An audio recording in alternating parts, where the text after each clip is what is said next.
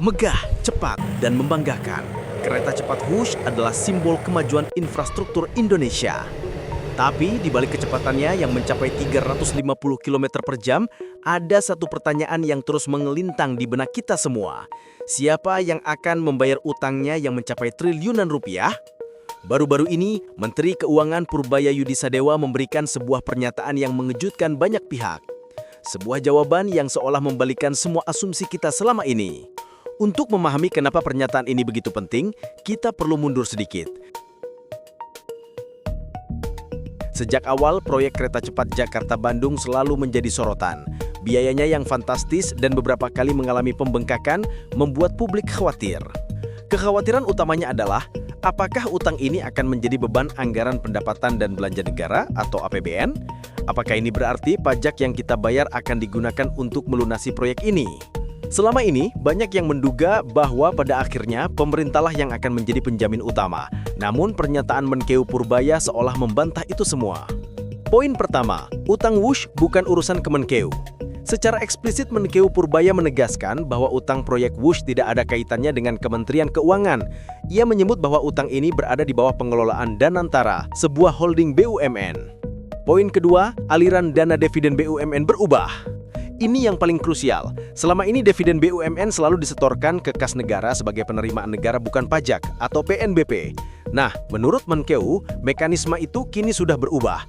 Dividen BUMN sekarang masuk ke holding Danantara dan tidak lagi langsung ke APBN. Jadi apa artinya ini dalam bahasa yang lebih sederhana? Bayangkan begini. Dulu, alurnya seperti ini. BUMN untung, lalu setor dividen ke kas negara atau APBN. Jika ada proyek seperti Wush yang butuh dana atau bayar utang, negara bisa mengambil dari APBN. Sekarang alurnya diubah. BUMN yang berada di bawah holding Danantara menyetorkan keuntungannya ke induknya, yaitu Danantara itu sendiri. Dari cash holding inilah dana kemudian digunakan untuk membayar cicilan utang Wush atau untuk investasi lainnya. Jadi secara teknis, uangnya tidak transit dulu di APBN. APBN dibuat seolah-olah terlindungi dari kewajiban utang ini. Inilah yang dimaksud Menkeu Purbaya saat mengatakan utang Wush adalah urusan korporasi atau BUMN, bukan urusan pemerintah atau Kemenkeu. Jadi apa kesimpulannya? Pernyataan Menkeu Purbaya adalah penegasan atas strategi baru pemerintah dalam mengelola utang BUMN.